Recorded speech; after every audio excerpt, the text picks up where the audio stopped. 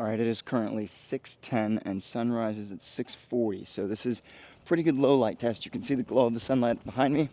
And what we're doing right now is just a full, nice little jog run. Technically, for me, this is around probably like a 6:30, 6:45 minute pace. So you can see how the camera's handling the running, the motion, all that kind of stuff. We'll see how it turns out. Obviously, it's having trouble seeing me because I'm backlit and it's dark. But we're gonna do just a quick quarter-mile run here.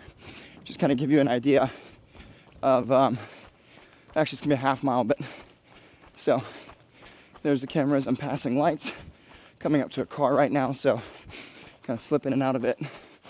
And again, this is just because I want to have the documentation, show you guys what you're getting if you get this camera. Overall, I think it's exceptional. This is one of the later videos that I've made with footage testing and all that kind of stuff. I've got basically my full video planned, if you will.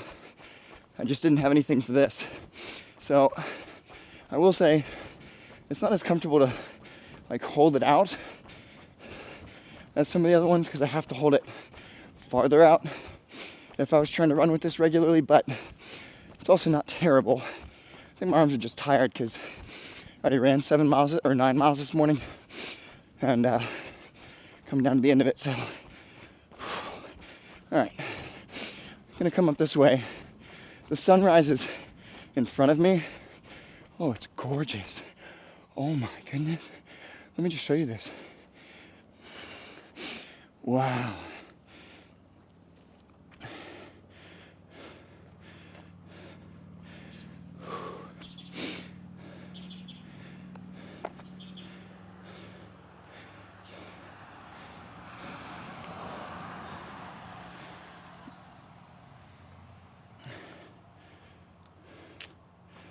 Wow. So, I mean, that was pretty good. Pretty nice shot there. Overall, run back this way now. And I think at the end of the day, this thing is pretty dang good in low light compared to the other cameras on the market for this size and everything else. I do struggle with the direction of the gimbal sometimes because when you spin it to selfie mode, it reverses it. In my head, I think it's gonna do one thing, but it does the other. So I think that's just one of those tactile things you get used to though. Not a big deal. So I am curious to see how this thing handles the whole running and filming and stabilization, all that.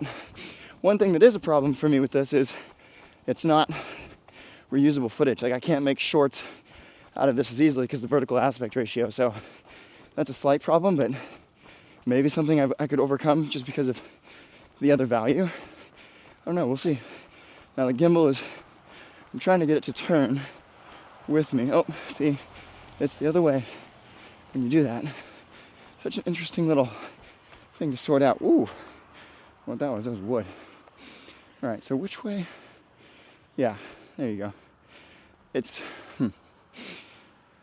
just reversed.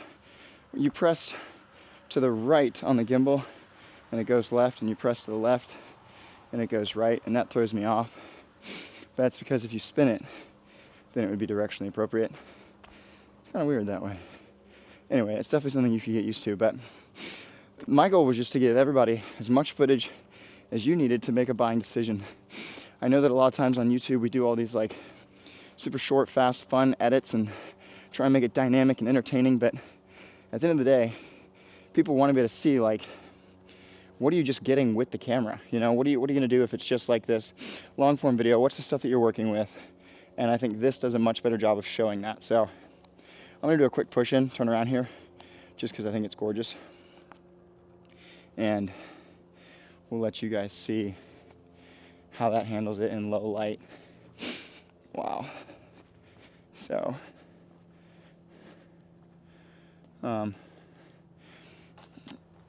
and you could obviously change the gimbal speed when the joystick, like calibration stuff, when you're moving the joystick, it won't move as fast or slow. That's all things that'll make it look better or worse, depending on how you're trying to use the camera. So just something to be aware of. But overall, this is low light. I mean, with the exception of being pitch black, it's pretty dark out here.